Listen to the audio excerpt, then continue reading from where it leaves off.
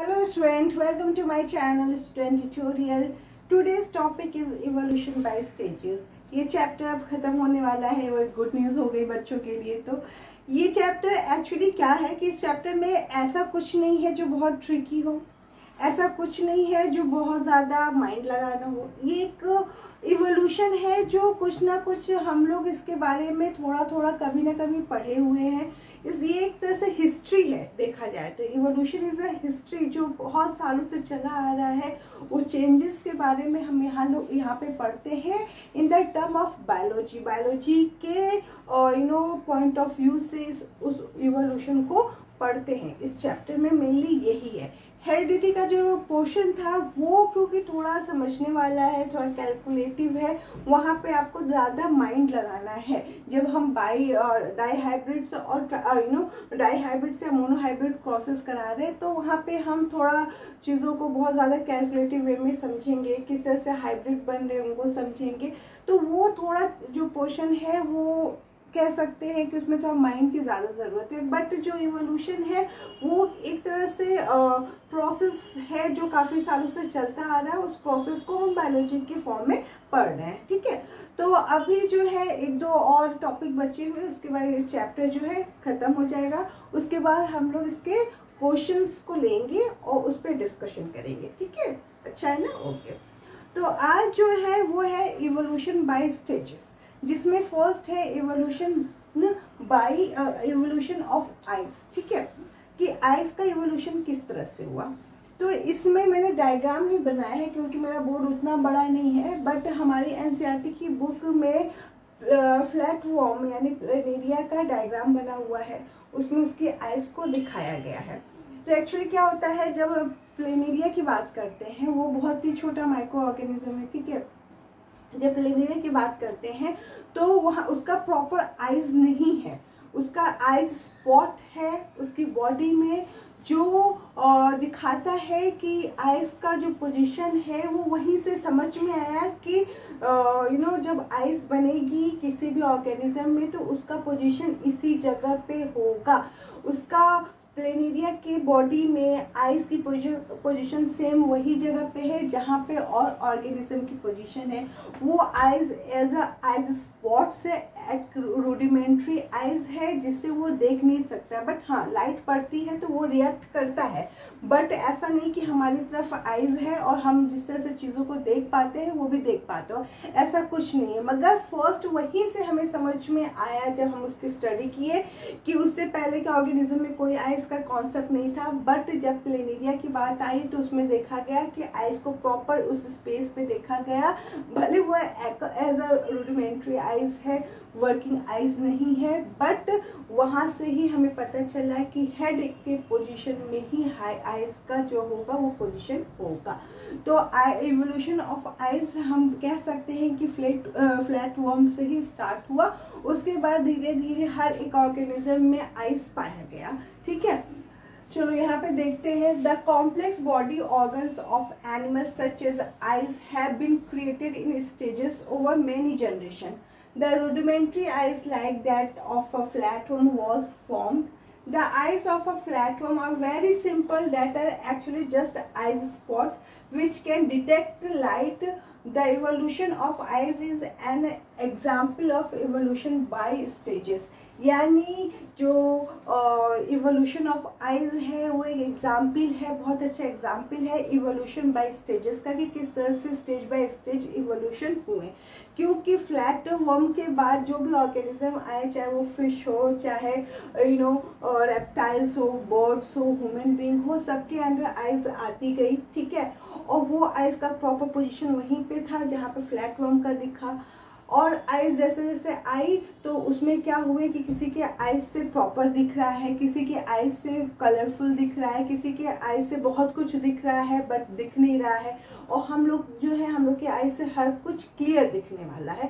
तो जैसे ऑक्टोपस है, इंसेक्ट है, फिशेस है, इन सब के पास आइज है। उनका वर्क जो है वो कहीं ना कहीं पूरी तरह से हमारे जैसा नहीं है, बट आइज है। तो इसमें ये बताता है कि जो आइज है वो डिफरेंट बॉडी डिज़ाइन से इवोल्यूशन उसका हुआ है, ठीक है। तो वो सेम बॉडी डिज़ाइन से नहीं आई हुई है। हर एक ऑर्गेनिज्म का जो आइज़ है वो डिफरेंट बॉडी डिज़ाइन से है, बट उसका इवोल्यूशन अगर कहा जाए तो फ्लैटवर्म से ही स्टार्ट हुआ। उसका पोजीशन भी कहा जाए तो फ्लैटवर्म से ही स्टार्ट हुआ है, बट फ्लैटवर्म में वो एज अ रूडिमेंट्री आइज़ था। लाइट जब पड़ता था तो वो रिएक्ट करता था, बट वो उसका कोई वर्किंग एक्टिविटी नहीं था आइज़ के थ्रू। बट जैसे जैसे चीज़ें बड़ी, ऑर्थ्रोपोड्स आए, ऑक्टोपस आए, ये सब जैसे जैसे चीज़ें आई वैसे उनके आइज़ जो है उससे ज़्यादा डेवलप हुए किसी में। और जैसे इंसेक्ट में जो है कलर विजन होता है, उसके बाद ऑक्टोपस आया, उसमें बहुत ढेर सारे विजन्स एक साथ दिखते हैं बट क्लियर कुछ पिक्चर नहीं होती है। फिर उसके बाद ह्यूमन आए जिसमें, या बर्ड्स आए जिनकी आई से क्लियर सब कुछ दिखता है और एक चीज़ का जो भी है उसका फोकस काफ़ी अच्छा रहता है। तो ये क्या हुआ, इवोल्यूशन होता गया स्लोली स्लोली स्लोली स्लोली। एक रूडिमेंट्री आइज से फिर एक आइज़ है जिसमें बहुत कलरफुल चीज़ें दिखती थी, उसके बाद एक आइज़ का ऑर्गेनिज्म आया जिसमें बहुत ढेर सारी चीज़ें एक साथ दिखती थी, उसके बाद बट क्लियर कुछ नहीं दिखता था। फिर उसके बाद आया कि धीरे धीरे फोकस उसका बढ़ता गया और अच्छे से चीज़ों को वो देख पा रहा है, समझ पा रहा है। तो ये क्या हुआ, इवोल्यूशन स्टेजेस बाय स्टेजेस होते गए और हमें पता चला कि आइज़ एक ऐसा एग्जाम्पल है जो इवोल्यूशन को बहुत अच्छे से शो करता है, ठीक है। उसके बाद अगर हम देखें तो सेकेंड जो हमारा आज का टॉपिक है, मतलब उसी का सेकेंड पार्ट है, evolution of feather. Sometimes an evolutionary changes produced in an organism for one purpose later on become more useful and entirely different function. Example, birds evolve feather as a mean of providing insulations to their bodies in cold weather, but later on this feather become more useful for the purpose of flying. यानी जो evolution हुआ feather का वो भी stage by stage हुआ। अगर dinosaur से relate करें, डायनासोर जो बहुत मिलियंस ईयर पहले इस अर्थ पर आया था तो उसकी बॉडी में भी फेदर्स पाए जाते थे। तो पहले जो फेदर्स पाए जाते थे वो अपनी बॉडी को वो कवर करते थे जिससे बॉडी हीट रहता था और वो कोल्ड वेदर से बच जाते थे, क्योंकि वो सब ऑर्गेनिज्म की बॉडी जो थी वो काफ़ी हैवी थी, वो फ्लाई नहीं कर सकते थे। तो उनके अंदर जो फेदर थे वो इंसुलेशन के वर्क में आए, जो भी उस समय बर्ड्स या डायनासोर वगैरह थे।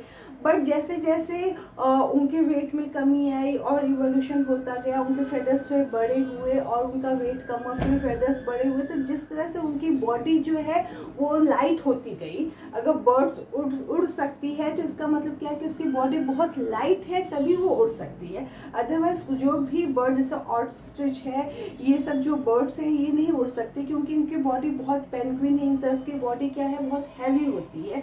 उनके फेदर्स ऐसे नहीं होते कि उनकी बॉडी को, उनकी वेट को लेके उड़ सके।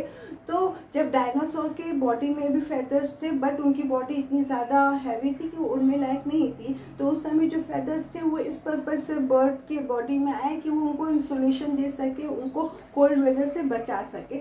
बट धीरे धीरे धीरे धीरे इवोल्यूशन उनकी बॉडी में हुआ, उनके फेदर्स में हुआ और वो फेदर्स जो है थोड़े बड़े हुए, थोड़े स्ट्रॉन्ग हुए और जैसे जैसे ऑर्गेनिज्म की बॉडी लाइट होती गई ये फेदर्स जो है उनके उड़ने के काम आने लगे। तो सोचो, इंसुलेशन प्रोवाइड करते करते फ्लाइंग के काम आने लगे, तो कितना बड़ा इवोल्यूशन है, कितना बड़ा चेंज है किसी भी ऑर्गेनिज्म की बॉडी के लिए। तो ये क्या हुआ, हम कह सकते हैं कि डायनासोर यानी रेप्टाइल्स था डायनासोर, तो उससे बर्ड का इवोल्यूशन हुआ है। यानी जैसे जैसे अगर हम किंगडम वगैरह पढ़ते हैं तो जैसे जैसे हम देखते हैं कि एम्फिबियंस, रेप्टाइल्स, बर्ड्स, मैमल्स, इस तरह की जो चीज़ें प्रोसेस देखती हैं तो वो प्रोसेस एक इवोल्यूशन को ही शो करता है कि पहले डायनासोर की बॉडी में फेदर्स था और धीरे धीरे जैसे जैसे इवोल्यूशन होता गया मिलियंस थाउजेंड्स ईयर्स के बाद वो फेदर्स जो है इंसुलेशन के बाद उड़ने के काम आने लगे। तो this is another example of evolution, ठीक है। तो first example we are taking evolution of eyes, then evolution of feather. ठीक है, तो इसमें यही बता रहा है कि पर्पस तो उनका था इंसुलेशन का, बॉडी को कवर करके हीट देने का, बट जैसे जैसे इवोल्यूशन आगे बढ़ता गया फेदर का काम चेंज होता गया, वो अब उड़ने के काम आने लगा बर्ड्स के। तो ये भी बहुत बड़ा एक इवोल्यूशन है जो हमें दिखाई दे रहा है कि 1000 और मिलियन ईयर्स पहले वो इंसुलेशन दे रहा था, अब जैसे चेंज आया अब की बर्ड्स में वो फ्लाइंग करने के काम आ रहा है। तो ये क्या हुआ, इवोल्यूशन ऑफ फेदर हुआ। ठीक है, अब जो थर्ड है वो है इवोल्यूशन ऑफ आर्टिफिशियली। जो पर्पस होता है आर्टिफिशियल इवोल्यूशन का, जो पर्पस होता है, जो फार्मर जो है वो आर्टिफिशियली करते हैं। ठीक है, वो हम लोग पढ़ चुके हैं इसलिए मैं यहाँ पे नहीं लिखी, मैं यहाँ पे फिर से उस चीज़ को डिस्कस कर देती हूँ कि जिस तरह से नेचुरल सिलेक्शन होता है उस तरह से आर्टिफिशियल सिलेक्शन भी होता है, जो फार्मर लोग ने अपने पर्पस के लिए किया। पहले क्या था कि वाइल्ड कैबेज था एक वेजिटेबल जिसको फार्मर यूज़ करते थे अपने खाने के पर्पस से। फिर धीरे धीरे इस तरह से इवोल्यूशन होता गया तो फार्मर्स भी सोचने लगे कि हमें कुछ डिफरेंट वेजिटेबल्स चाहिए जो कुछ बेहतर हो और हमें ढेर सारे वैरायटी मिल सके। तो उन्होंने क्या किया, आर्टिफिशियली सिलेक्शन करने लगे और एक जो वाइल्ड कैबेज था उससे डिफरेंट टाइप के वेजिटेबल्स उन्होंने बनानी शुरू कर दी। तो उन्होंने क्या किया कि अगर उन्होंने सोचा कि हमें एक ऐसे वेजिटेबल्स चाहिए जिसके लीफ बड़े हों और वो लीफ से अटैच उसका फ्रूट्स हो। ठीक है, तो उन्होंने वाइल्ड कैबेज का कुछ ऐसे टाइप्स की वेजिटेबल्स से क्रॉस कराया जिसमें लीव्स जो थे वो बहुत नियर बाई थे बर्ड्स के। तो उस तरह से उनका प्रोसेस हुआ तो उससे क्या बना, कैबेज बना, जो कैबेज हम अभी खाते हैं। ठीक है, उसके बाद फिर इनको हुआ कि हम कुछ ऐसे वेजिटेबल्स बनाए जो फ्लावर लुकिंग हो, स्ट्राइल फ्लावर लुकिंग हो। तो उन्होंने उस तरह की वेजिटेबल से क्रॉसिंग वाइल्ड कैबेज का करा के एक नई वैरायटी डेवलप करी जो हो गई कॉलीफ्लावर।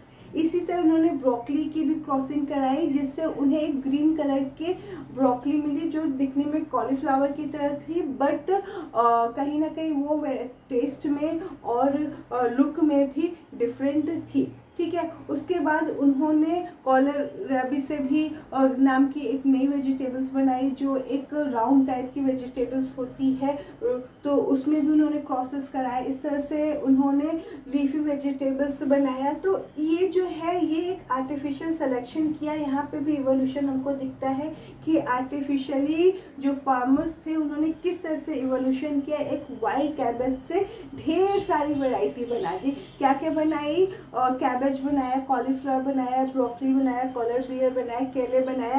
केले एक लीफी वेजिटेबल्स होता है जो इंडिया में तो शायद इतना यूज़ नहीं होता बट वर्ल्ड वाइड इसका काफ़ी यूज़ होता है। तो उन्होंने लीफी वेजिटेबल से क्रॉस कराया वाइल्ड कैबेज का और एक केले वेजिटेबल से बनाया जो कुछ डिफरेंट टेस्ट में था।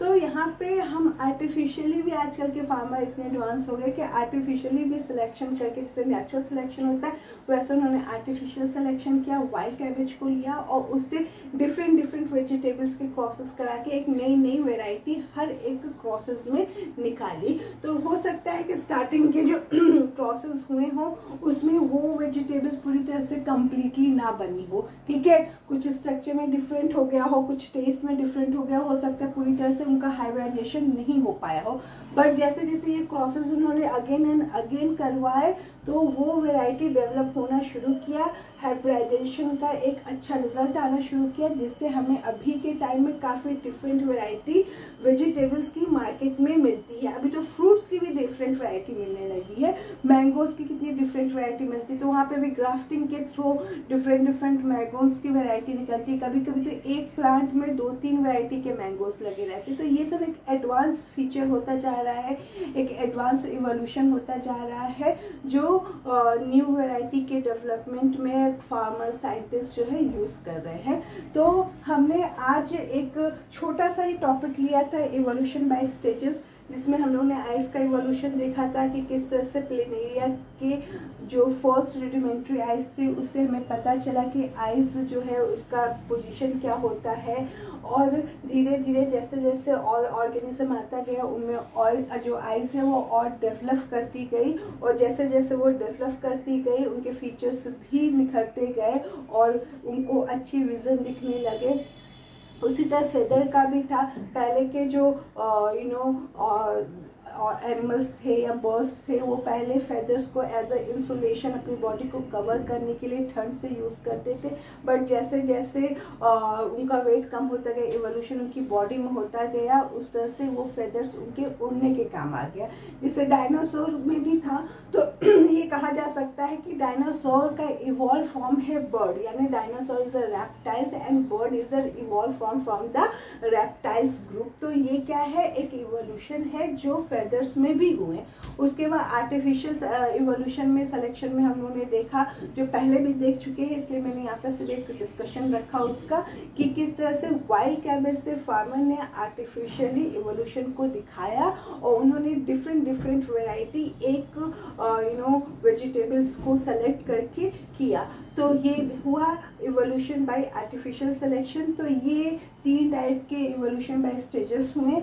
अब नेक्स्ट में हम लोग 1-2 और टॉपिक है उसको कवर करेंगे और फिर क्वेश्चन आंसर पे आएंगे।